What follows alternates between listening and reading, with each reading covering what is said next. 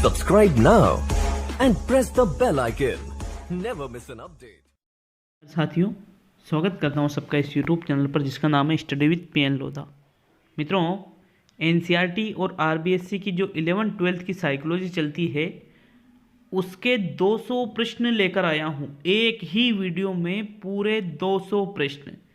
तो 11वीं व 12वीं की चारों पुस्तकों के लगभग सभी प्रश्नों को मैंने इस वीडियो में शामिल किया है साथियों। देखिए, एक ही वीडियो कॉपी रहेगा ये साइकोलॉजी के लिए, 11th-12th की साइकोलॉजी के लिए।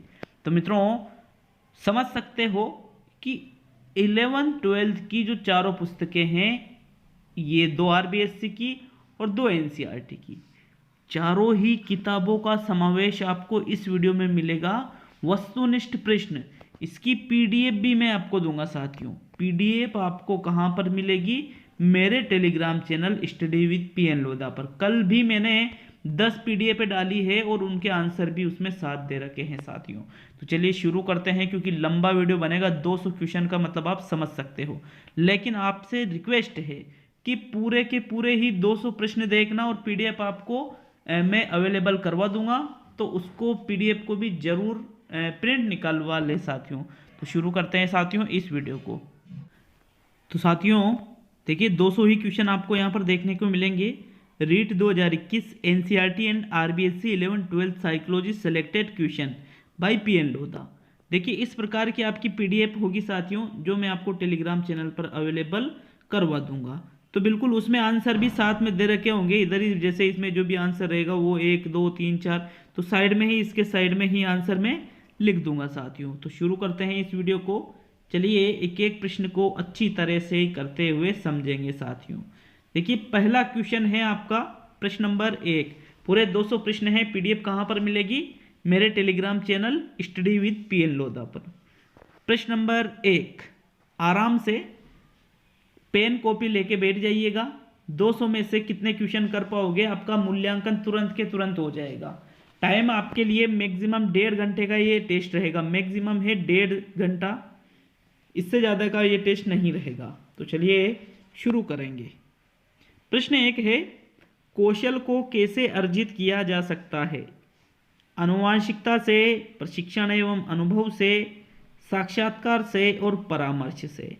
तो साथियों, कौशल को अर्जित करना है तो किसी भी चीज़ में आप कौशल अर्जित कब करोगे? जब आपको उस चीज़ का प्रशिक्षण दिया जाएगा और आपको उसका अनुभव होगा। तो दूसरा विकल्प सही है साथियों प्रश्न 1 में। नेक्स्ट प्रश्न नंबर 2 है, सीखने के अनुभवों की व्याख्या होती है शिक्षा मनोविज्ञान में, संप्रेषण में, संगठन में, खेल मनोविज्ञान में। मित्रों, सीखने के अनुभवों की व्याख्या, कि व्यक्ति जो सीखता है उसके जो अनुभव है, इसकी व्याख्या की जाती है शिक्षा मनोविज्ञान में। किसमें की जाती है साथियों? शिक्षा मनोविज्ञान में। प्रथम विकल्प सही है। कल मैंने वंदना जादव मैम की बुक से क्वेश्चन करवाए थे 100 क्वेश्चन, लेकिन आज के 2 क्वेश्चन वहाँ के 2000 क्वेश्चन पे भारी पड़ेंगे। देख लेना आप भले, 200 क्वेश्चन 2000 क्वेश्चन पर भारी पड़ जाएंगे साथियों। वीडियो को पूरा देखिएगा।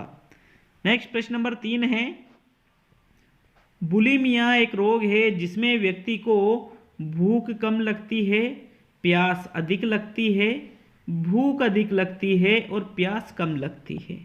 तो मित्रों, बुलिमिया में क्या होता है? भूख अधिक लगती है। क्या होता है? व्यक्ति को भूख बहुत ज़्यादा लगती है, बार बार खाने का उसका मन करता है साथियों। तीसरा विकल्प आपका सही है प्रश्न 3 में। नेक्स्ट प्रश्न नंबर 4 है, कोमर द्वारा बताए गए 4D में कौन सा सही है? सामान्यता, खतरा, अप्रक्रिया और उपयुक्त सभी।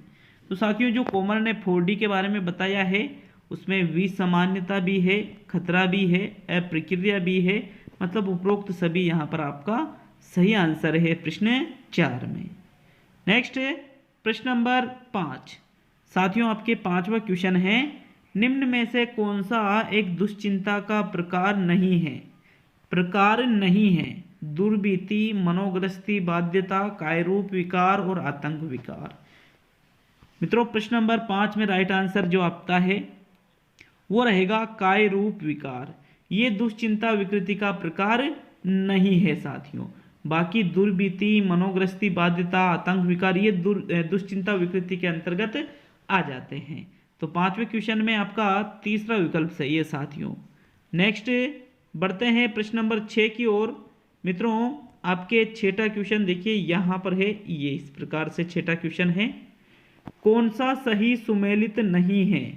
हवा से दुर्बीति एरोफोबिया, भीड़ से दुर्बीति ओक्लोफोबिया, ऊंचाई से दुर्बीति एक्रोफोबिया और आग से दुर्बीति हाइड्रोफोबिया। तो मित्रों देखिए ऊंचाई से दुर्बीति एक्रोफोबिया ही होता है, भीड़ से दुर्बीति ओक्लोफोबिया होता है, हवा से दुर्बीति एरोफोबिया होता है, लेकिन आग से दुर्बीति फायरोफोबिया होता है, हाइड्रोफोबिया नहीं होता है साथियों। तो चौथा विकल्प यहाँ सही है प्रश्न 6 में। नेक्स्ट प्रश्न नंबर 7 है, ये देखिए, दबाव का सामना करने के लिए कौन सी तकनीकें लेजारस एवं फोकमैन द्वारा दी गई है? समस्या केंद्रित, संवेग केंद्रित, बायोफीडबैक और 1 व 2 दोनों। तो साथियों दबाव का सामना करने के लिए कि व्यक्ति के सामने जब दबाव आता है तो उसका जो सामना करेगा व्यक्ति, उससे लड़ना नहीं है, मतलब यूँ नहीं कि उससे भिड़ गए, ऐसा नहीं, दबाव का सामना आप अंदर से करोगे। तो लेजारस और फोकमैन ने साथियों समस्या केंद्रित, संवेग केंद्रित ये 2 तकनीकें बताई है, इसलिए विकल्प नंबर 4 सही है प्रश्न 7 में। नेक्स्ट प्रश्न नंबर 8, किसी व्यक्ति का स्व संप्रत्यय निर्मित होता है व्यक्तिगत पहचान द्वारा, सामाजिक पहचान द्वारा, सांस्कृतिक पहचान द्वारा और उपरोक्त सभी। तो साथियों स्व संप्रत्यय क्या आप उसको जानोगे तो व्यक्तिगत भी होता है, सामाजिक भी होता है, सांस्कृतिक, सभी तरह की पहचान देखनी पड़ेगी। इसका मतलब प्रश्न 8 में आपका चौथा विकल्प सही है साथियों।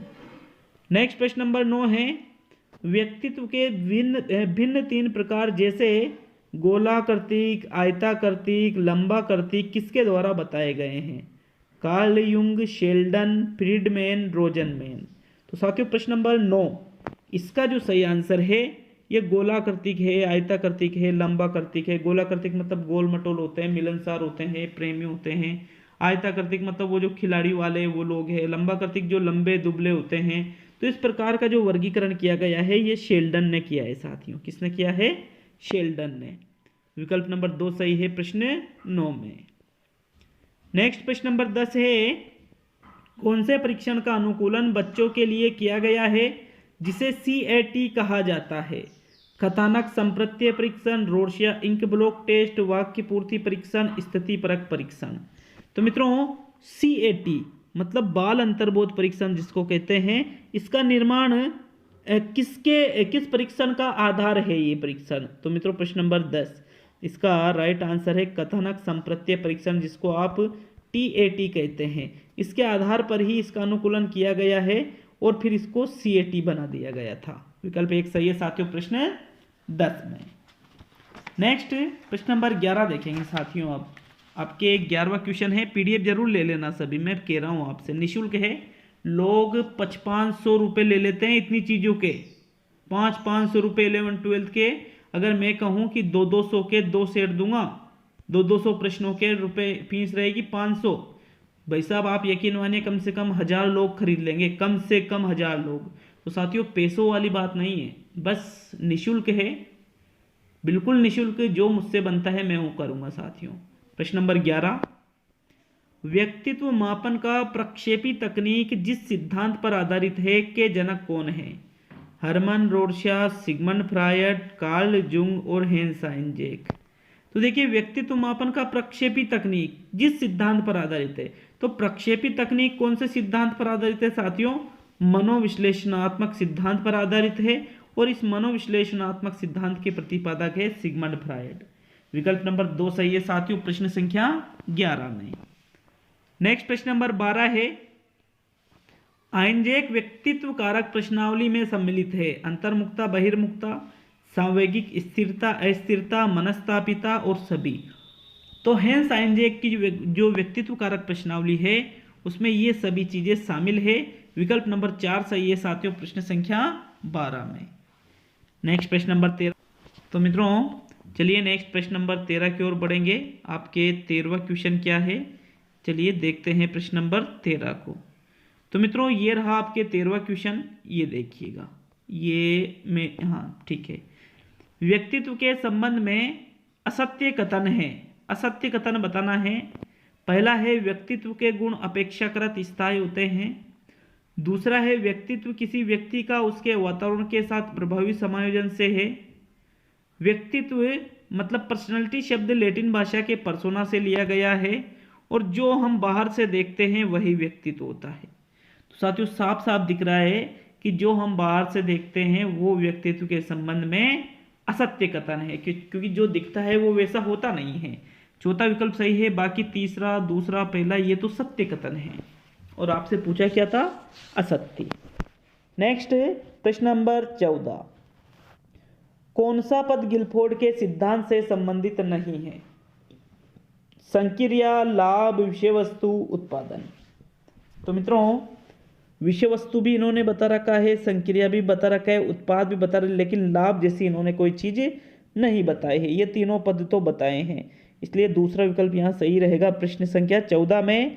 नेक्स्ट प्रश्न नंबर 15, एक बालक की तैतिक आयु 10 वर्ष है तथा मानसिक आयु 12 वर्ष है तो उसकी बुद्धि लब्धि होगी 80, 100, 120 और 1.2। तो आप क्या करोगे, तैतिक आयु मतलब क्या होता है, उसकी वास्तविक आयु, और मानसिक आयु तो उसकी 12 वर्ष मानसिक आयु बटे वास्तविक आयु इंटू 100 करोगे तो 10 से 10 और 12 इंटू 10 बराबर 120 उसकी बुद्धि लब्धि होगी। तीसरा विकल्प सही है साथियों प्रश्न 15 में। नेक्स्ट प्रश्न नंबर 16, व्यक्तित्व के विभाजन के लिए मनोविदारिता का सबसे पहले प्रयोग किसने किया? बलियूलर, क्रेपलिन, मोरेल और फ्रायड। साथियों इस प्रश्न में कई बताते हैं कि क्रेपलिन सही है, कोई बताता है मोरेल सही है, लेकिन बुक में तो बलियूलर दे रखा है साथियों। विकल्प नंबर 1 सही है प्रश्न संख्या 16 में।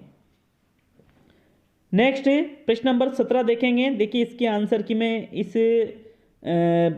क्वेश्चन का आंसर शायद फ्रायड टाइप हो रहा है, जो गलत है साथियों, फ्रायड तो इसमें है ही नहीं। प्रश्न नंबर 17 देखेंगे, संज्ञान का संबंध किस मानसिक विकृति से है? विषाद, दुश्चिंता, व्यक्तित्व विकृति, मानसिक मंदता। तो साथियों संज्ञानात्मकता का संबंध बताना है। संज्ञानात्मकता का संबंध साथियों विषाद से है। किससे है? विषाद से। आपका प्रथम विकल्प सही है प्रश्न संख्या 17 में। प्रश्न नंबर 18 है, निम्न में से किसे भावात्मक रोग कहा जाएगा? मनोविदल्यता को, उत्साह विषाद मनोविकृति को, भ्रमाशक्ति को और मानसिक मंदन को। तो साथियों प्रश्न संख्या 18 में राइट आंसर है उत्साह विषाद मनोविकृति को भावात्मक रोग कहा जाएगा। दूसरा विकल्प सही है प्रश्न 18 में। नेक्स्ट प्रश्न नंबर 19, मैक्सिमम 1 या 1.5 घंटा इस पूरे टेस्ट का टाइम रहेगा। मनोव्याधिकी शब्द का अर्थ है मन का रोग, देह का रोग, मांसपेशियों का रोग और इनमें से कोई नहीं। तो मनोव्याधिकी का मतलब क्या होता है? मन का रोग। क्या होता है साथियों? मन का रोग। विकल्प नंबर 1 सही है प्रश्न संख्या 19 में। नेक्स्ट प्रश्न नंबर 20, तो ये 20वें क्वेश्चन पर हम आ चुके हैं। दबाव, सकारात्मक दबाव को कहते हैं कि व्यक्ति के ऊपर सकारात्मक जब दबाव आता है तो उसको क्या कहते हैं? स्ट्रेस, यूस्ट्रेस, डिस्ट्रेस और बेओर से दोनों। तो साथियों प्रश्न नंबर 20 राइट आंसर बताइएगा 20वें क्वेश्चन में। मित्रों सकारात्मक दबाव को यूस्ट्रेस कहा जाता है। क्या कहा जाता है? यूस्ट्रेस। दूसरा विकल्प सही है प्रश्न 20 में। नेक्स्ट प्रश्न नंबर 21, दबाव का प्रभाव व्यक्ति के किस पक्ष पर पड़ता है? संज्ञानात्मक, संवेगात्मक, व्यवहारात्मक और सभी। तो व्यक्ति के ऊपर जब दबाव आता है साथियों, तो चाहे उसका संज्ञानात्मक पक्ष हो, संवेगात्मक हो, व्यवहारात्मक हो, सभी पक्षों पर उसका फर्क पड़ता है। इसलिए मित्रों चौथा विकल्प सही है। प्रश्न नंबर 22, वृद्ध व्यक्तियों के मनोविज्ञान को कहा जाता है सामान्य, दिक्, जरा और नैदानिक। तो जो वृद्ध या बूढ़े जो लोग होते हैं साथियों, इनके मनोविज्ञान को जरा मनोविज्ञान कहते हैं। क्या कहते हैं? जरा मनोविज्ञान। विकल्प नंबर 3 सही है साथियों प्रश्न संख्या 22 में। नेक्स्ट प्रश्न नंबर 23। मित्रों प्रश्न नंबर 23 है, जब कुछ अजनबी व्यक्ति किसी चौराहे पर किसी दुर्घटनाग्रस्त व्यक्ति की मदद करने के लिए समूह बना ले तो यह किस प्रकार के समूह का उदाहरण है? प्राथमिक, आकस्मिक, प्रयोजनात्मक, एकांतात्मक। तो तो साथियों जब कुछ अजनबी व्यक्ति कोई चौराया है उस पर दुर्घटनाग्रस्त व्यक्ति की मदद करने के लिए समूह बना लेते हैं तो उसको कहा जाता है साथियों। प्रश्न नंबर 23 में आपका सही आंसर रहेगा आकस्मिक। क्या कहा जाएगा? आकस्मिक समूह। विकल्प नंबर 2 सही है साथियों प्रश्न नंबर 23 में। नेक्स्ट प्रश्न नंबर 24, मनोवृत्ति के घटक होते हैं 5, 2, 1, 3। तो साथियों मनोवृत्ति के 3 घटक माने गए। कितने घटक माने गए? 3। विकल्प नंबर 4 सही है 24 में। नेक्स्ट 25, पूर्वाग्रह की व्यवहारात्मक अभिव्यक्ति कहलाती है अभिवृत्ति, असमायोजन, सामाजिक दूरी और विभेद। तो पूर्वाग्रह की व्यवहारात्मक अभिव्यक्ति को विभेद के नाम से जाना जाता है। किस नाम से जाना जाता है? विभेद के नाम से, कि आपकी जो पूर्व की सोच है उसको व्यवहारिक रूप से आप अभिव्यक्त करोगे, मतलब विभेद करना हो जाएगा वो। 25 में चौथा विकल्प है। प्रश्न 26, एप पल्स का संबंध किस चिकित्सा विधि से है साथियों? गेस्टाल्ट चिकित्सा से है, व्यवहार चिकित्सा से है, क्लाइंट केंद्रित चिकित्सा से और लोगो चिकित्सा से है। तो एप पल्स का जो संबंध है गेस्टाल्ट चिकित्सा के अंतर्गत आता है साथियों। ये प्रथम विकल्प आपका यहाँ पर सही रहेगा प्रश्न 26 में। नेक्स्ट प्रश्न नंबर 27 है, निम्न में से कौन सी व्यक्तित्व मापन की व्यवहारात्मक विश्लेषण विधि नहीं है? साक्षात्कार, स्थिति परक परीक्षण, रोर्शा परीक्षण, प्रेक्षण। तो साथियों व्यक्तित्व मापन की व्यवहारात्मक विश्लेषण विधि, व्यवहारात्मक विश्लेषण विधि की अगर हम बात करें तो साथियों इसमें साक्षात्कार आ जाता है, स्थिति परक परीक्षण आ जाता है, प्रेक्षण आ जाता है। लेकिन साथियों रोर्शा शाही धब्बा जो परीक्षण है वो परीक्षण व्यक्तित्व मापन की प्रक्षेपी तकनीकों में आता है। किस में आता है? प्रक्षेपी में। तो तीसरा विकल्प सही है 27 में। नेक्स्ट प्रश्न नंबर 28, रोर्शा शाही धब्बा परीक्षण निम्न में से किस श्रेणी में रखा जाता है? ये तो मैं आपको अभी बता चुका था कि इसको प्रक्षेपी तकनीक के अंतर्गत रखते हैं। तो वो पिछले क्वेश्चन में ही इसका आंसर हो गया था साथियों, माफी चाहेंगे इसके लिए। दूसरा विकल्प आपका यहाँ सही है, मुझे भी पता नहीं था कि ऐसा कुछ होगा। नेक्स्ट 29 है, निम्न में से कौन सी व्यक्तित्व के स्व प्रतिवेदन मापक है? रोर्शा परीक्षण, TAT, CAT और MMPI। तो मित्रों आपको बताना है कि कौन सा व्यक्तित्व मापन के स्व प्रतिवेदन मापक है। तो देखिए स्व प्रतिवेदन मापक की अगर हम बात करें साथियों, प्रश्न नंबर 29 में MMPI जो है वो स्व प्रतिवेदन मापक के अंतर्गत आ जाते हैं। तो चौथा विकल्प सही है साथियों 29 में। रोर्शा परीक्षण, TAT, CAT ये तो प्रक्षेपी तकनीकों में आ जाते हैं। नेक्स्ट प्रश्न नंबर 30, ऐसे व्यक्ति जो मजबूत पेशीय शरीर वाले, ऊर्जावान एवं साहसी होते हैं कहलाते हैं गोलाकृतिक, आयताकृतिक, लंबाकृतिक और सभी। तो जो मजबूत पेशिए वाले, ऊर्जावान, साहसी उसको आयताकृतिक कहते हैं। लंबाकृतिक तो लंबे होते हैं, पतले होते हैं, दुबले पतले होते हैं। ऐसे जो लोग हैं वो लंबाकृतिक। गोलाकृतिक में गोल मटोल मिलनसार सामाजिक वाले आ जाते हैं। तो यहाँ प्रश्न नंबर 30 में आपका दूसरा विकल्प सही है साथियों। नेक्स्ट प्रश्न नंबर 31, किन मनोवैज्ञानिकों ने सांवेगिक बुद्धि का प्रतिपादन किया? सेलोबी एवं मेयर, गिलफोर्ड एवं स्पीयरमैन, सीमेन एवं बिनेट और केटल एवं गार्डनर। तो साथियों प्रश्न नंबर 31 में राइट आंसर बताना है आपको। सांवेगिक बुद्धि की अगर बात करें तो इसका प्रतिपादन सेलोबी एवं मेयर के द्वारा किया गया। सेलोवी है ये, सॉरी बी नहीं है, सेलोवी एवं मेयर के द्वारा सांवेगिक बुद्धि का सर्वप्रथम प्रतिपादन किया गया था। विकल्प नंबर 1 सही है साथियों प्रश्न 31 में। नेक्स्ट प्रश्न नंबर 32, 32वां क्वेश्चन है, सामूहिक रूप से बुद्धि परीक्षण की जरूरत सर्वप्रथम कब हुई? प्रथम विश्व युद्ध के दौरान, द्वितीय विश्व युद्ध के दौरान, दोनों और इनमें से कोई नहीं। तो साथियों प्रश्न नंबर 32 राइट आंसर बताइए। देखिए सामूहिक रूप से बुद्धि परीक्षण की जरूरत सबसे पहले प्रथम विश्व युद्ध के दौरान हुई थी साथियों। विकल्प नंबर 1 सही है आपका प्रश्न 32 में। प्रश्न 33 है, सामान्य व्यक्ति की बुद्धि लब्धि होती है 80, 90, 100, 120। तो साथियों सामान्य व्यक्ति जो एक होता है उसकी बुद्धि लब्धि 100 होती है। 90 तक, 80 से 90 के बीच में तो पिछड़ा बालक आ जाता है। प्रश्न नंबर 34 है, व्यक्तिगत सेल्फ इंटेलिजेंस में भावों एवं संवेगों को मॉनिटर करने में उनमें विभेद करने की क्षमता होती है। शारीरिक गति पर नियंत्रण रखने की क्षमता होती है। शब्दों की बोध की क्षमता रखता है व्यक्ति, और उपरोक्त सभी। तो साथियों 34वें क्वेश्चन का राइट आंसर बताइए। देखिए, व्यक्तिगत सेल्फ इंटेलिजेंस, व्यक्तिगत आत्मान बुद्धि जिसको कहते हैं, इसमें व्यक्ति जो स्वयं के भाव है, संवेग है, उनको मॉनिटर करने और उनमें विभेद करने की क्षमता रखता है। विकल्प नंबर 1 सही है साथियों 34 में। नेक्स्ट प्रश्न नंबर 35। तो आपके 35वां क्वेश्चन इधर मिलेगा आपको। प्रश्न नंबर 35, सांकेतिक, आकृतिक, शाब्दिक जैसे शब्द गिलफोर्ड किन पदों में आते हैं? विषय वस्तु, संक्रिया, उत्पाद और सभी। तो देखिए, विषय वस्तु आकृतिक भी होती है, सांकेतिक भी होती है, शाब्दिक भी होती है, व्यवहारिक भी होती है। तो ये ऐसे शब्द विषय वस्तु के अंतर्गत आते हैं साथियों। 35 में आपका प्रथम विकल्प सही है।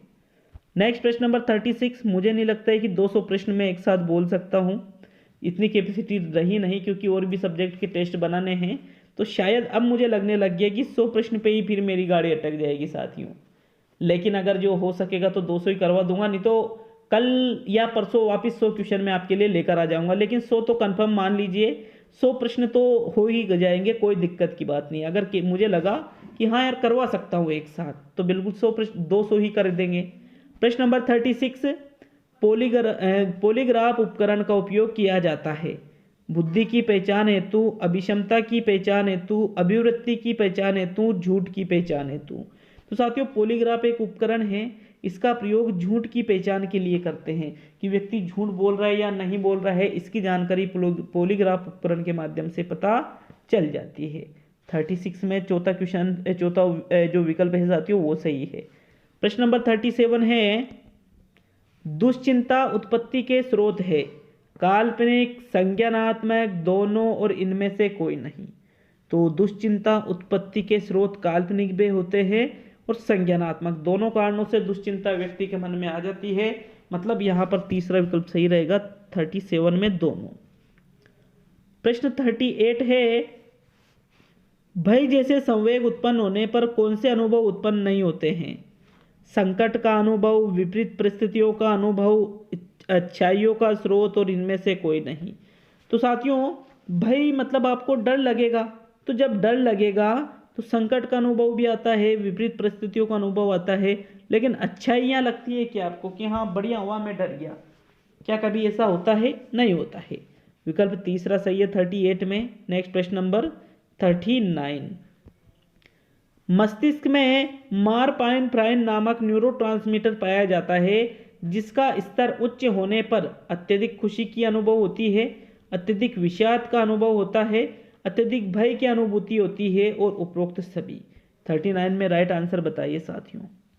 देखिए, मस्तिष्क में नॉरपेनेफ्राइन नामक का न्यूरोट्रांसमीटर पाया जाता है साथियों। अगर इसका स्तर उच्च है तो व्यक्ति को बहुत ज़्यादा खुशी का अनुभव होगा, अगर इसका स्तर निम्न है तो व्यक्ति को बहुत ज़्यादा विषाद या दुख का अनुभव होगा। तो यहाँ उच्च है तो प्रथम विकल्प। प्रश्न 40 है, मस्तिष्क का बायां गोलार्ध उत्तरदायी है सकारात्मक संवेगों के लिए, नकारात्मक संवेगों के लिए, दोनों के लिए और सभी। तो साथियों प्रश्न 40 का राइट आंसर बताइए। देखिए, बायां गोलार्ध तो सकारात्मक संवेगों के लिए उत्तरदायी होता है और दायां गोलार्ध नकारात्मक संवेगों के लिए उत्तरदायी होता है। विकल्प 1 सही है साथियों प्रश्न 40 में। तो साथियों प्रश्न नंबर 41 देखेंगे। आपके 41वां क्वेश्चन है, अभिप्रेरणा का मूल तत्व नहीं है आवश्यकता, प्रणोद, उपलब्धि और प्रोत्साहन। साथियों प्रश्न 41 में राइट आंसर बताइए कि कौन सा अभिप्रेरणा का मूल तत्व नहीं है। मित्रों प्रश्न नंबर 41 में राइट आंसर है, देखिए अभिप्रेरणा के आरबीएससी की बुक में 3 मूल तत्व बता रखे हैं। एक तो है आवश्यकता, एक है प्रणोद या अंतर्नोद और तीसरा है प्रोत्साहन या लक्ष्य। लेकिन उपलब्धि को नहीं बता रखा है, तो आपका तीसरा विकल्प यहाँ पर सही है साथियों। ओनली तीसरा ही विकल्प सही रहेगा प्रश्न 41 में। देखिए हो सकता है कि जो मैंने पीडीएफ दी है वहाँ चौथा टाइप हो रहा है, लेकिन चौथा गलत है। चौथा तो प्रोत्साहन तो इसके अंतर्गत आता है। नेक्स्ट प्रश्न नंबर 42 क्वेश्चन है साथियों, अंग्रेजी भाषा का शब्द मोटिवेशन लैटिन भाषा के किस शब्द से बना है? मूवियर, मूव, मोटिव और मूवर्स। तो साथियों प्रश्न संख्या 42 में मोटिवेशन जो ये इंग्लिश भाषा का शब्द है ये लैटिन भाषा के मूवियर शब्द से बना है। इसका अर्थ होता है गति करना या टू मूव। विकल्प 1 सही है 42 में। नेक्स्ट प्रश्न नंबर 43, शक्ति अभिप्रेरक है सामाजिक, धार्मिक, आर्थिक और सभी। तो शक्ति अभिप्रेरक व्यक्ति के अंदर जो पाया जाता है ये आर्थिक, धार्मिक न होकर ये एक सामाजिक अभिप्रेरक है साथियों। विकल्प नंबर 1 सही है 43 में। नेक्स्ट प्रश्न नंबर 44, अभिप्रेरणा का आवश्यकता पदानुक्रम सिद्धांत किसके द्वारा दिया गया? Stevenson, Maslow, Skinner, crow and crow. तो मित्रों आवश्यकता पदानुक्रम सिद्धांत, जिसको आत्मसिद्धि का सिद्धांत भी कहते हैं, मेस्लो के द्वारा दिया गया। किसके द्वारा? मेस्लो के द्वारा। विकल्प नंबर 2 सही है साथियों, प्रश्न संख्या 44 में। नेक्स्ट प्रश्न नंबर 45 है, निम्न में से कौन चिंतन में हमेशा सम्मिलित नहीं रहता है? भाषा, संप्रत्यय, प्रतिमा और प्रतीक। बताइए 45 का राइट आंसर साथियों कि कौन सा चिंतन में हमेशा सम्मिलित नहीं रहता है? तो मित्रों चिंतन में प्रतिमा, प्रतीक, संप्रत्यय तो रहते हैं लेकिन भाषा शामिल हमेशा नहीं रहती है। विकल्प 1 सही है साथियों, प्रश्न 45 में। नेक्स्ट प्रश्न नंबर 46, स्वैली चिंतन में अभिव्यक्ति होती है अभिप्रेरणा की, भाषा की, काल्पनिक विचार तथा अभिव्यक्ति की और वास्तविक स्थिति की। तो साथियों व्यक्ति जो स्वैली चिंतन होता है ये कल्पनाओं पर आधारित होता है, इसलिए इसमें काल्पनिक विचारों की अभिव्यक्ति होती है। तो साथियों तीसरा विकल्प सही है 46 में। नेक्स्ट प्रश्न नंबर 47, निम्न में से कौन सा यथार्थवादी चिंतन का उदाहरण नहीं है? अभिसारी चिंतन, सृजनात्मक चिंतन, स्वैली चिंतन और आलोचनात्मक। तो देखिए यथार्थवादी चिंतन 3 प्रकार का होता है, अभिसारी, अपसारी या सृजनात्मक और आलोचनात्मक, लेकिन स्वैली चिंतन ये खुद एक अलग चिंतन का प्रकार है। तो साथियों तीसरा विकल्प आपका यहाँ सही रहेगा 47 में।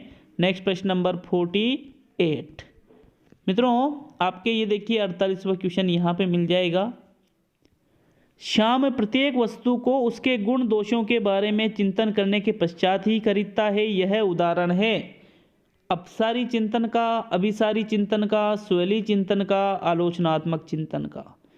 तो श्याम, ये श्याम एक व्यक्ति का नाम है, ये हर चीज़ को उसके गुण भी देख रहे हैं, दोष भी देख रहे हैं, फिर खरीद रहे हैं चिंतन करके। तो मतलब वो आलोचनात्मक चिंतन है। कैसा चिंतन है साथियों? वो आलोचनात्मक। विकल्प नंबर 4 सही है प्रश्न नंबर 48 में। नेक्स्ट प्रश्न नंबर 49, स्मृति पर प्रथम क्रमबद्ध अध्ययन किसने किया? कोहलर, एबिंगहोस, पावलोव और स्किनर। तो मित्रों एबिंगहोस के द्वारा ही स्मृति पर सबसे पहले क्रमबद्ध अध्ययन किया गया था। विकल्प नंबर 2 आपका यहाँ पर सही आंसर है प्रश्न 49 में। नेक्स्ट 50वां क्वेश्चन देखेंगे, कार्यकारी स्मृति की व्याख्या करने के लिए बहुतत्व मॉडल किसने बनाया? मिलर, विलियम जेम्स, बेडेल और लोहहार्ट। तो साथियों प्रश्न 50 राइट आंसर बताइए। देखिए यहाँ पर वैसे बुक में तो लोहहार्ट दे रखा है लेकिन गूगल पे ये बेडेल बता रहा है, तो एक बार आप भी कंफर्म करिएगा कि आपके अनुसार राइट आंसर कौन सा है। वैसे स्मृति वाला टॉपिक आपके रीट के एग्ज़ाम में तो नहीं है लेकिन फिर भी एग्ज़ाम में क्वेश्चन आ सकता है, तो यहाँ मैं चौथा विकल्प बता रहा हूँ, लेकिन इसका बेडेल भी कई जगह मैंने देखा है साथियों। प्रश्न नंबर 51, किन ग्रीक दार्शनिकों द्वारा मनोविज्ञान को आत्मा का विज्ञान माना गया? जॉन लॉक व लिविनीज, अरस्तु व प्लेटो, विलियम वुंट व टीचनर और थोर्नडाइक व पावलोव। तो बताइए किन्होंने आत्मा का विज्ञान माना है मनोविज्ञान को, जो ग्रीक दार्शनिक भी हो? प्रश्न 51 का राइट आंसर साथियों ये है अरस्तु व प्लेटो। ये ग्रीक दार्शनिक है और इन्होंने मनोविज्ञान को आत्मा का विज्ञान माना था। सबसे पहले यही माना गया था मनोविज्ञान को, दर्शन शास्त्र में शामिल थी साथियों ये सब्जेक्ट। प्रश्न नंबर 52, मनोविज्ञान के लक्ष्यों में सम्मिलित नहीं है मापन व वर्णन, व्याख्या, पूर्वानुमान व नियंत्रण और परीक्षण। तो कौन सा मनोविज्ञान के लक्ष्यों में सम्मिलित नहीं है साथियों? प्रश्न नंबर 52। मित्रों, परीक्षण को मनोविज्ञान के लक्ष्यों में शामिल नहीं किया जाता है, बल्कि इसमें मापन व वर्णन होता है, व्याख्या होती है, पूर्वानुमान व नियंत्रण भी होता है, लेकिन परीक्षण इसमें नहीं आता है। प्रश्न नंबर 53, फ्रायड ने मन के किस भाग को सबसे महत्वपूर्ण माना है? चेतन मन, अचेतन मन, अर्धचेतन मन, इनमें से कोई नहीं। तो सबसे महत्वपूर्ण फ्रायड के द्वारा किसको माना गया है? अचेतन मन को, जो कि संपूर्ण मस्तिष्क का 9/10 या फिर 90% है साथियों। दूसरा विकल्प सही है 53 में। प्रश्न नंबर 54, गेस्टाल्टवाद की स्थापना किसने की? मैक्स वर्दीमर, कोहलर, कोपका और इनमें से कोई नहीं। तो अगर स्थापना की पूछे साथियों कभी भी, तो स्थापना करने वाले थे मैक्स वर्दीमर, लेकिन ये कोहलर, कोपका इनके सहयोगी थे और ये तीनों ही गेस्टाल्टवाद के नाम से जाने जाते हैं। इन तीनों का नाम चलता है गेस्टाल्टवाद में। वैसे विकल्प एक सही है यहाँ पर 54 में। प्रश्न 55, 55वां क्वेश्चन है साथियों, प्रेक्षण मतलब दूसरी चीज़ों को आप निरीक्षण करते हो। अनुबंधन, परीक्षण व दक्ष शाब्दिक रिपोर्ट जैसी विधियां विज्ञान के किस संप्रदाय की देन है? व्यवहारवाद, प्रकार्यवाद, संरचनावाद, मनोविश्लेषणवाद। तो साथियों, उपरोक्त जो विधियां हैं ये व्यवहारवाद संप्रदाय की देन है। विकल्प एक सही है आपका प्रश्न 55 में। नेक्स्ट प्रश्न देखेंगे साथियों, प्रश्न नंबर 56, 56, मनोविज्ञान जो वर्तमान में व्यवहार का विज्ञान कहा जाता है, जिसका अध्ययन किस विधि से किया जाता है? अंतर्दर्शन, प्रेक्षण, दोनों और कोई नहीं। तो आज मनोविज्ञान को व्यवहार का विज्ञान मान रहे तो अंतर्दर्शन विधि तो फिर बिल्कुल गलत हो जाएगी। इसलिए साथियों प्रेक्षण विधि यहाँ पर सही रहेगी प्रश्न संख्या 56 में। चलिए अगला क्वेश्चन देखेंगे साथियों, प्रश्न नंबर 57। तो आधे से ज़्यादा क्वेश्चन आपके हो चुके हैं अगर 100 क्वेश्चन लेके चले तो साथियों। प्रश्न नंबर 57 है, देखिए 57वां क्वेश्चन, विकास अपेक्षाकृत अभिवृद्धि होने तक सीमित नहीं होता, अपितु ऐसे प्रगतिशील परिवर्तनों में निहित है जो परिपक्वता के लक्ष्य की ओर व्यवस्थित रूप से उन्मुख होते हैं। उपरोक्त कथन किसका है? गेसल, सोरेनसन, हर्लॉक और गार्डन। बताइए 57 में राइट आंसर साथियों। साथियों प्रश्न नंबर 57 में राइट आंसर है हर्लॉक। उपरोक्त कथन हर्लॉक के द्वारा कहा गया है। विकल्प 3 सही है 57 में। नेक्स्ट प्रश्न नंबर 58, 58वां क्वेश्चन देखेंगे, असत्य कथन है वृद्धि व्यक्ति के शारीरिक पक्ष में परिवर्तन है, विकास सार्थक वृद्धि के अभाव में भी संभव है, वृद्धि व्यक्ति का क्या कार्यात्मक पक्ष है और विकास एक सतत प्रगतिशील प्रक्रिया है। तो साथियों असत्य कथन बताइए 58 में। देखिए पहला कथन देखेंगे मित्रों, वृद्धि व्यक्ति का शारीरिक पक्ष में परिवर्तन बिल्कुल सत्य है, सार्थक वृद्धि के अभाव में भी संभव विकास ये भी सत्य है, वृद्धि व्यक्ति का कार्यात्मक पक्ष नहीं है साथियों बल्कि संरचनात्मक पक्ष है। कैसा पक्ष है? संरचनात्मक। तो ये गलत है और ये सतत प्रगतिशील प्रक्रिया तो है ही सही। तो तीसरा विकल्प सही है 58 में। नेक्स्ट प्रश्न नंबर 59 है, वंशक्रम के प्रचलित नियम हैं बीज कोश की निरंतरता का नियम, समानता का नियम, विभिन्नता का नियम और सभी। तो साथियों ये सभी ही नियम वंशक्रम के नियमों में आ जाते हैं। विकल्प नंबर 4 सही है साथियों प्रश्न 59 में। चलिए 60वां क्वेश्चन देखेंगे अब, मानव विकास की प्रक्रिया में वंशानुक्रम में वातावरण को एक दूसरे से अलग किया जा सकता है, एक दूसरे के विरोधी है, एक दूसरे के पूरक है और सभी। तो साथियों राइट आंसर बताइए प्रश्न संख्या 60 का। साथियों ये एक दूसरे के विरोधी नहीं है, इनको अलग नहीं किया जा सकता बल्कि एक दूसरे के पूरक है।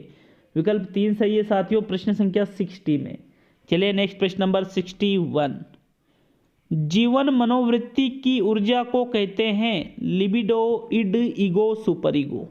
बताइए राइट आंसर, जीवन मनोवृत्ति की ऊर्जा को क्या कहते हैं? साथियों जीवन मनोवृत्ति की ऊर्जा को लिबिडो कहा जाता है। क्या कहा जाता है? लिबिडो। प्रथम विकल्प सही रहेगा आपका 61 में। नेक्स्ट प्रश्न नंबर 62, 62वां आपके क्वेश्चन आता है साथियों, कई महिलाएं मन में उपजी गंदी गालियों को मन में ही रख लेती है, जो कि उदाहरण है प्रक्षेपण का, दमन का, अंतर्वेशन का और सभी। तो मन में तो गाली आ रही है लेकिन दबा ली, तो फिर वो दमन का उदाहरण है साथियों। किसका उदाहरण है वो? दमन का। विकल्प 2 सही है प्रश्न 62 में। प्रश्न 63 है, फ्रायड के अनुसार किस अवस्था में बालक को मलत्याग की क्रिया में तनाव से मुक्ति और खुशी मिलती है? मुखी अवस्था में, गुदी अवस्था में, लैंगिक अवस्था में, सुषुप्त अवस्था में? तो देखिए, फ्रायड के अनुसार आपको बताना है कि मलमूत्र का त्याग कर रहा है और फिर भी उसे तनाव से मुक्ति और खुशी मिल रही है, तो फिर वो गुदी अवस्था में है। कौन सी अवस्था में है साथियों? वो गुदी अवस्था में। दूसरा विकल्प सही है आपका प्रश्न 63 में। नेक्स्ट प्रश्न नंबर 64, फ्रायड के सिद्धांत में सुषुप्त अवस्था एरिक्सन के मनोसामाजिक विकास की किस अवस्था के समान है? विश्वास बनाम अविश्वास, पहल करना बनाम अपराध बोध, उद्यमिता बनाम हीन भावना, आत्मनिर्भरता बनाम शंका व लज्जा। तो साथियों 64 राइट आंसर बताइए इसका। मित्रों, ये राइट आंसर रहेगा। सुषुप्त अवस्था का मतलब होता है बाल्यावस्था। बाल्यावस्था मतलब 6 से 12 वर्ष, जो कि यहाँ पर उद्यमिता बनाम हीन भावना में आ जाती है। तीसरा विकल्प सही है साथियों प्रश्न 64 में। प्रश्न 65, आनुवांशिकता का तात्पर्य किससे होता है? शुक्राणु तथा अंडाणु से, गुणसूत्र तथा जीन से, सूत्री विभाजन व अर्धसूत्रण से और डीएनए व आरएनए से। तो बेशक यहाँ पर आपका दूसरा विकल्प सही रहेगा। गुणसूत्र और जीन से ही आनुवांशिकता का तात्पर्य होता है। दूसरा विकल्प सही है साथियों प्रश्न 65 में। नेक्स्ट प्रश्न नंबर 66, अंतर्निरीक्षणवाद के नाम से जाना जाता है संरचनावाद, प्रकार्यवाद, व्यवहारवाद, गेस्टाल्टवाद। तो अंतर्निरीक्षणवाद के नाम से किसे जानेंगे मित्रों? प्रश्न 66 का दीजिए राइट आंसर। देखिए, संरचनावाद को अंतर्निरीक्षणवाद के नाम से भी जाना जाता है। विकल्प 1 सही है। मैंने पहले ही कहा था कि ये जो 200 प्रश्न करेंगे ये 2000 प्रश्नों के बराबर रहेंगे साथियों। इतने तगड़े क्वेश्चन है ये, क्योंकि मैंने खुद ने ये क्वेश्चन बनाए। मैं आपको ये और बता दूं, आपको मैंने खुद ने। तो साथियों यहाँ पर हो सकता है कि 200 की जगह मैं 100 ही क्वेश्चन आपको कराऊं, लेकिन आप टेंशन नहीं रहे, आपके 100 क्वेश्चन कल आ जाएंगे। उसमें दिक्कत लेने की बिल्कुल भी ज़रूरत नहीं है, क्योंकि आप समझ सकते हो क्वेश्चनों को टाइप करना, सेट करना, जमाना, डालना।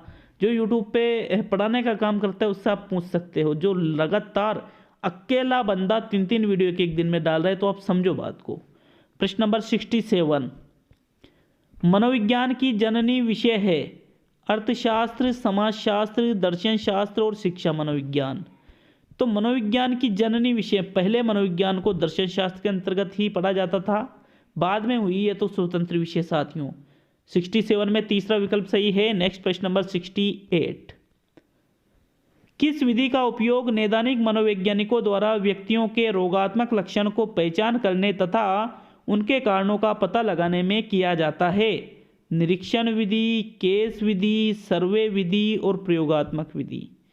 तो देखिए, नैदानिक मनोवैज्ञानिकों द्वारा व्यक्तियों के रोगात्मक लक्षण को पहचानना है, उनके कारणों का पता लगाना है। तो 68 में साथियों राइट आंसर बताइए कौन सी विधि आएगी? वो साथियों वो रहेगी केस स्टडी, केस विधि जिसको कहते हैं, जिसको जीवन गाथा, इतिहास गाथा विधि के नाम से भी जाना जाता है। दूसरा विकल्प आपका सही है यहाँ 68 में। चलिए नेक्स्ट प्रश्न नंबर 69। प्रश्न नंबर 69 है साथियों, बहुत गर्म या ठंडी वस्तु से हाथ हटाना उदाहरण है प्रतिवर्ती क्रिया का, अनुबंधन का, प्रेक्षण का और सभी का। तो बहुत गर्म या ठंडी वस्तु से एकदम जैसे हाथ लगता है तुरंत हाथ हटा लेते हो, तो साथियों इसको कहते हैं प्रतिवर्ती क्रिया। क्या कहते हैं इसको? प्रतिवर्ती क्रिया। विकल्प 1 सही है साथियों प्रश्न 69 में। नेक्स्ट प्रश्न नंबर 70, मानव विकास लंबवत न होकर होता है चक्राकार, रेखीय, वर्तुलाकार और संचयी। तो साथियों जो मानव विकास है वो लंबवत नहीं होगा, बल्कि वो वर्तुलाकार में होगा। उसकी लंबाई में वृद्धि होगी तो चौड़ाई में भी वृद्धि होगी। विकल्प 3 सही है साथियों प्रश्न 70 में। नेक्स्ट प्रश्न नंबर 71, आपके प्रश्न नंबर 71 है, निम्न में से कौन सा मानव विकास को प्रभावित करने वाले पर्यावरणीय कारकों में सम्मिलित नहीं है? पालन पोषण, जीवन की घटनाएं, शुद्ध वायु व प्रकाश और अभिक्षमता। तो पर्यावरणीय कारकों में जो नहीं है उसको छांटना है 71 में। मित्रों, पालन पोषण, जीवन की घटनाएं, शुद्ध वायु व प्रकाश, ये तो पर्यावरणीय कारकों में होता है, लेकिन अभिक्षमता ये पर्यावरणीय कारकों में नहीं होती है, ये तो व्यक्तिगत है साथियों। तो चौथा विकल्प सही है 71 में। नेक्स्ट 72, जाइगोट का निर्माण होता है एक कोशिका से, दो उत्पादक कोशिकाओं से, गुणसूत्र से और जीन से। मित्रों, प्रश्न नंबर 72 में राइट आंसर है जाइगोट। इसका निर्माण दो उत्पादक कोशिकाओं से होता है। किनसे होता है? दो उत्पादक कोशिकाओं से। 72 में सेकंड ही विकल्प आपका सही है साथियों। नेक्स्ट प्रश्न नंबर 73, यहाँ पर आपका दूसरा विकल्प सही है 72 में। नेक्स्ट प्रश्न नंबर 73, मानव विकास पर वंशानुक्रम का प्रभाव है। मूल शक्तियों पर प्रभाव पड़ता है, शारीरिक लक्षणों पर प्रभाव पड़ता है, प्रजाति की श्रेष्ठता पर प्रभाव पड़ता है और उपरोक्त सभी। तो साथियों देखिए, ये सभी प्रभाव वंशानुक्रम के मानव विकास पर पड़ते हैं। तो तीसरा विकल्प सही, चौथा विकल्प सही है यहाँ पर 73 में। नेक्स्ट प्रश्न देखेंगे साथियों 74, हल ने अपने अधिगम सिद्धांत में बल दिया है सकारात्मक पुनर्बलन पर, नकारात्मक पुनर्बलन पर, दोनों पर, इनमें से कोई नहीं। तो 74 का राइट आंसर बताइए साथियों, क्या रहेगा इसका राइट आंसर? तो मित्रों, प्रश्न नंबर 74 में आपके दूसरा विकल्प सही है साथियों। हल ने अपने सिद्धांत में नकारात्मक पुनर्बलन पर बल दिया है। किस पर बल दिया है साथियों? नकारात्मक पुनर्बलन पर, न कि सकारात्मक पे तो स्किनर ने और नकारात्मक पे हल ने दिया है। प्रश्न 75, चिंता जब काफी व्यापक रूप धारण कर लेती है तो उसे कहा जाता है चिंता प्रादुर्भाव, वस्तुनिष्ठ दुश्चिंता, मुक्त प्रभावी दुश्चिंता और मनोस्नायुकृत दुश्चिंता। क्या कहेंगे साथियों उसे? देखिए, जब चिंता काफी व्यापक रूप धारण कर ले तो उसे मुक्त प्रभावी दुश्चिंता कहते हैं। क्या कहते हैं? मुक्त प्रभावी दुश्चिंता। तीसरा विकल्प सही है साथियों 75 में। नेक्स्ट प्रश्न नंबर 76, नकारात्मक संवेगों में सम्मिलित नहीं है आभार, क्रोध, भय और दुश्चिंता। तो साथियों प्रश्न नंबर 76 में देखिए, भय, क्रोध, दुश्चिंता ये नकारात्मक संवेगों में सम्मिलित है, लेकिन आभार यहाँ पर सकारात्मक संवेगों में आता है साथियों। 76 में प्रथम विकल्प सही है आपका। नेक्स्ट देखेंगे प्रश्न नंबर 77। आपके 77 क्वेश्चन ये आ जाता है साथियों, ये देखिए, ये प्रश्न 77, दर्द संवेदन के संचरण को रोकना एवं उत्साह प्रदान करना जो कि आशावादिता जैसे संवेगों में आता है, किसका परिणाम है? एंडोर्फिन्स, न्यूरोट्रांसमीटर, प्रेम मस्तिष्क और इनमें से कोई नहीं, इनमें से सभी। प्रश्न 77 में राइट आंसर बताइए कि दर्द संवेदन के संचरण को रोकना और उत्साह प्रदान करना आशावादिता जैसे संवेगों में आ रहा है, ये एंडोर्फिन्स के कारण होता है जो कि एक न्यूरोट्रांसमीटर है। एंडोर्फिन्स एक न्यूरोट्रांसमीटर है। तो साथियों यहाँ पर प्रथम विकल्प बेस्ट रहेगा आपका। 77 में प्रथम ही विकल्प सही करना है इस प्रश्न में। नेक्स्ट प्रश्न नंबर 78 है, संवेग के संबंध में असत्य कथन है। संवेग एक जटिल अवस्था है, इससे आंगिक प्रतिक्रियाएं होती है, संवेग के कारण कुछ अभिव्यंजक व्यवहार होते हैं और इनमें से कोई नहीं। 78 में राइट आंसर बताइए साथियों कि यहाँ पर संवेग के संबंध में असत्य कथन कौन सा है। तो साथियों देखिए, संवेग एक जटिल अवस्था भी है, बिल्कुल सही बात है। आंगिक प्रतिक्रिया भी होती है, बिल्कुल सही बात है। कुछ अभिव्यंजक व्यवहार भी इससे होते हैं, ये भी सही है। तो फिर इनमें से कोई भी कथन असत्य नहीं है। चौथा विकल्प सही है साथियों 78 में। नेक्स्ट प्रश्न देखेंगे 79। तो चलिए प्रश्न नंबर 79 की ओर बढ़ते हैं साथियों। आपके 79वां क्वेश्चन भी आ चुका है। मैस्लो के अनुसार सबसे अंत की आवश्यकता है सुरक्षा की, आत्मसिद्धि की, शरीर क्रियात्मक और प्रेम तथा आत्मीयता। तो मित्रों सबसे अंत में मैस्लो ने आत्मसिद्धि की आवश्यकता बताई है कि व्यक्ति के जीवन में सबसे अंतिम आवश्यकता और पांचवी आवश्यकता कौन सी है? आत्मसिद्धि की आवश्यकता। दूसरा विकल्प 79 में सही है साथियों। नेक्स्ट प्रश्न नंबर 80। किसी विशेष लक्ष्य की ओर निर्दिष्ट सतत व्यवहार की प्रक्रिया जो किन्हीं अंतर्निहित शक्तियों का परिणाम हो कहलाती है? अधिगम, अभिप्रेरणा, अभिप्रेरक, संवेग। प्रश्न 80 का राइट आंसर दीजिए अब। मित्रों, किसी विशेष लक्ष्य की ओर निर्दिष्ट सतत व्यवहार की प्रक्रिया को ही अभिप्रेरणा कहते हैं जो कि अंतर्निहित शक्तियों का परिणाम होती है। दूसरा विकल्प आपका सही है 80 क्वेश्चन में। नेक्स्ट प्रश्न नंबर 81। चिंतन के मूल तत्वों में सम्मिलित नहीं है मानसिक प्रतिमा, तर्कना, निर्णयन और समस्या समाधान। मूल तत्वों में कौन सा तत्व सम्मिलित नहीं है साथियों? 81 में राइट आंसर बताइए अब। तो साथियों देखिए, मानसिक प्रतिमा भी चिंतन के मूल तत्वों में होती है, तर्कना भी होती है, निर्णयन भी होता है, समस्या समाधान भी होता है। मतलब ये सभी मूल तत्वों में सम्मिलित है। तो इस प्रश्न पर बोनस आपको मिल जाएगा साथियों।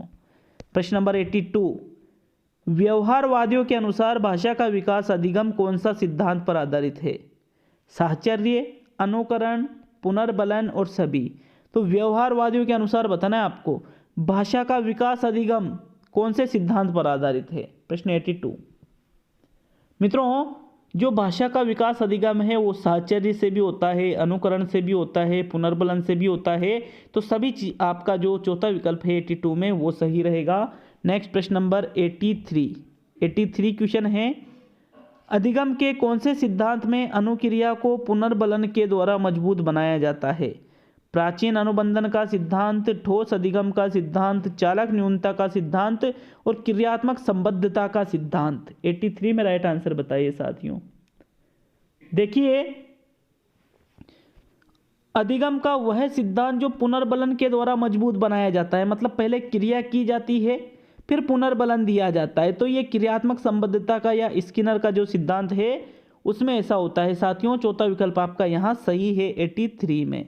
नेक्स्ट प्रश्न नंबर 84 पे आते हैं साथियों। अब 84 ये देखिए आ चुके हैं 84 पर। निम्न में से कौन सी बाह्य ज्ञानेंद्रिय नहीं है? नाक, त्वचा, कान और गति संवेदी। बाह्य ज्ञानेंद्रिय नाक भी है, कान भी है, त्वचा भी है, गति संवेदी आंतरिक है, बाह्य नहीं है। चौथा विकल्प सही है 84 में। प्रश्न 85 है मित्रों, शरीर के संवेदी ग्राहकों द्वारा प्राप्त प्रारंभिक सूचना कहलाती है? प्रत्यक्षीकरण, संवेदना, संज्ञान और अनुकूलन। तो जो शरीर के संवेदी ग्राहक है इनके द्वारा जो प्रारंभिक सूचना आपको प्राप्त होती है उसको क्या कहते हैं मित्रों? 85 में उसको कहा जाता है संवेदना। क्या कहा जाता है साथियों? संवेदना, प्रारंभिक सूचना।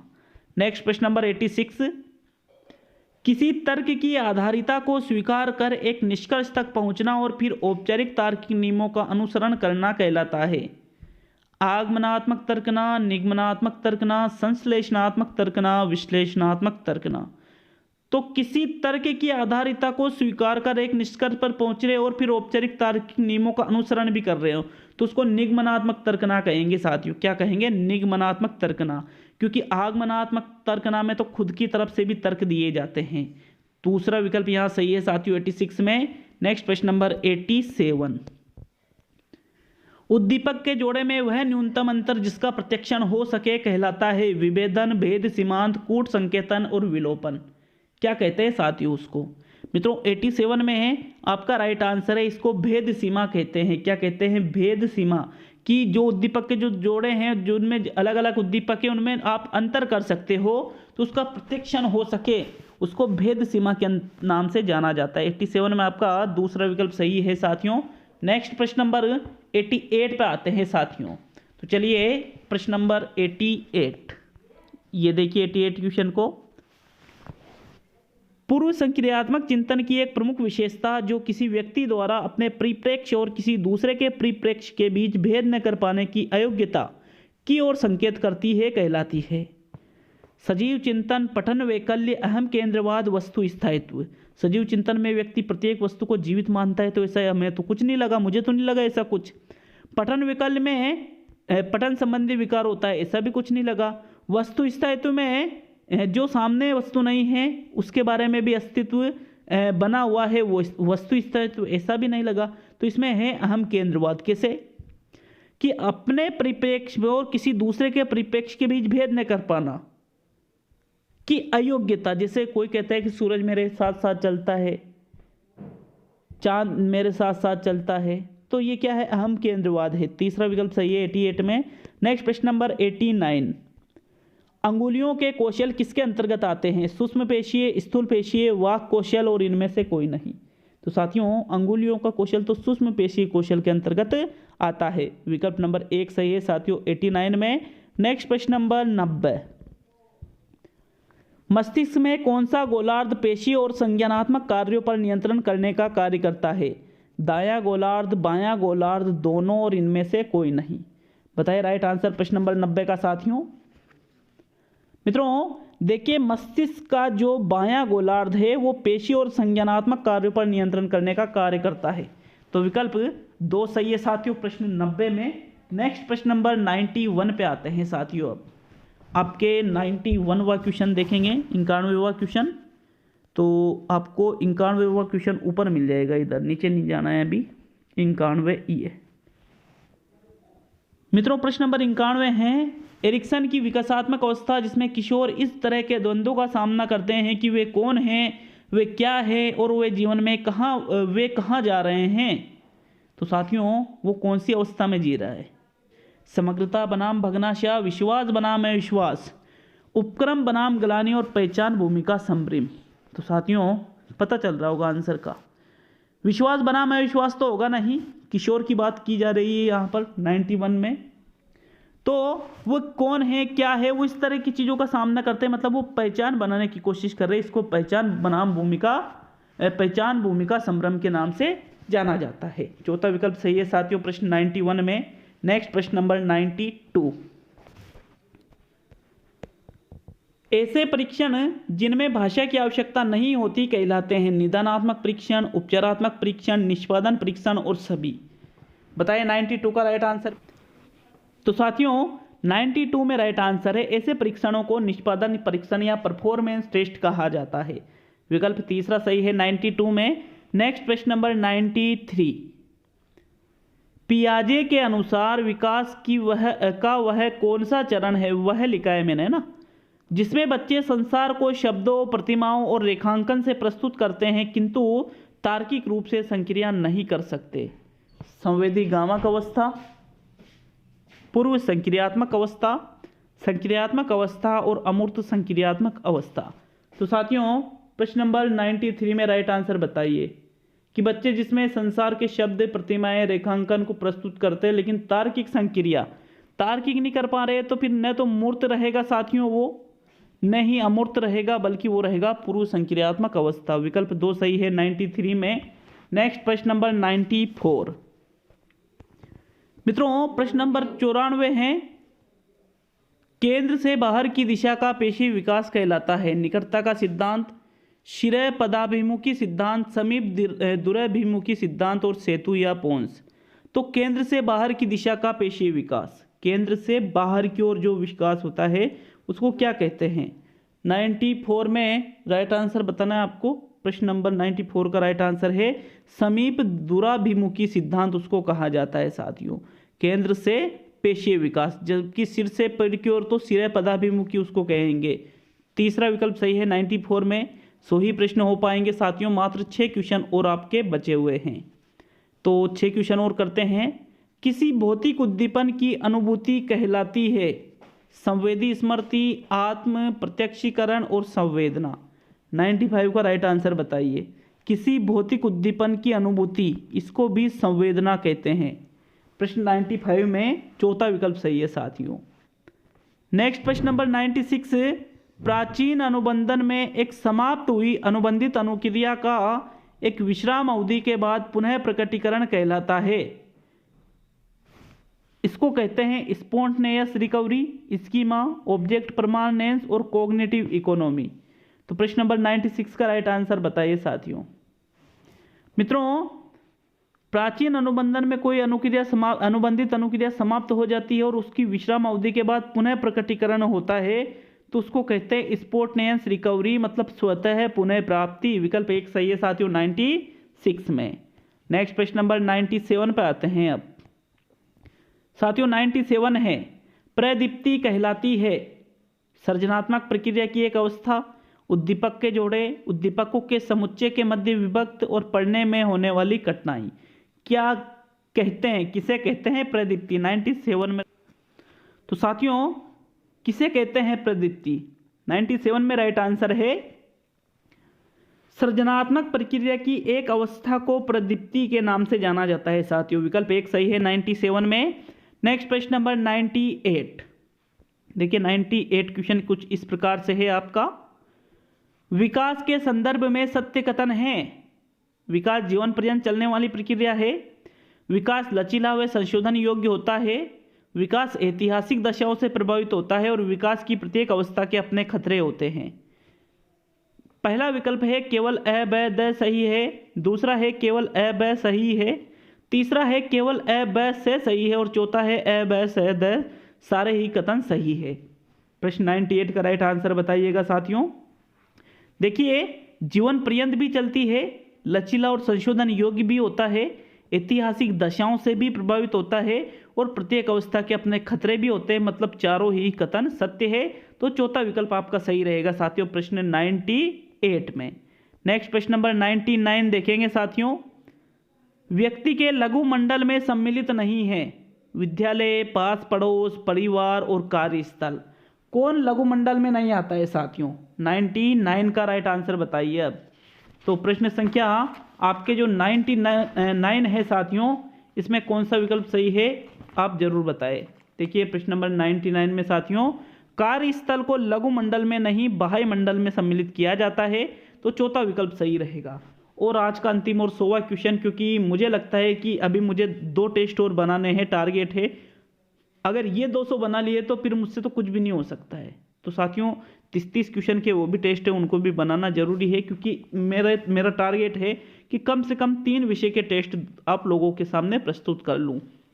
कल वापस 100 क्वेश्चन लेकर आ जाऊंगा, कोई टेंशन लेने की जरूरत नहीं है। आपको 100 क्वेश्चनों की PDF आज ही मिल जाएगी साथियों।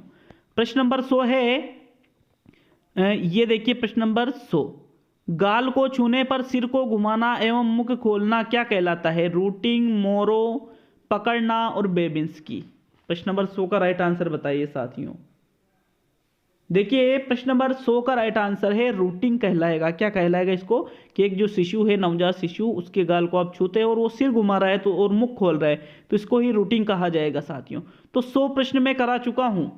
जिस प्रश्न पर डाउट हो कमेंट करें, वीडियो को लाइक शेयर करना नहीं भूलें। बहुत ज़्यादा मेहनत कर रहा हूँ साथियों, और चैनल पर नए हो तो यार सब्सक्राइब जरूर करें, ताकि मुझे लगे कि हाँ वास्तव में लोगों को मेरी चीज़ें पसंद आ रही है साथियों। बहुत बहुत धन्यवाद। जरूर आपका सिलेक्शन हो ऐसी दुआ है साथियों। मिलते हैं अगले वीडियो में।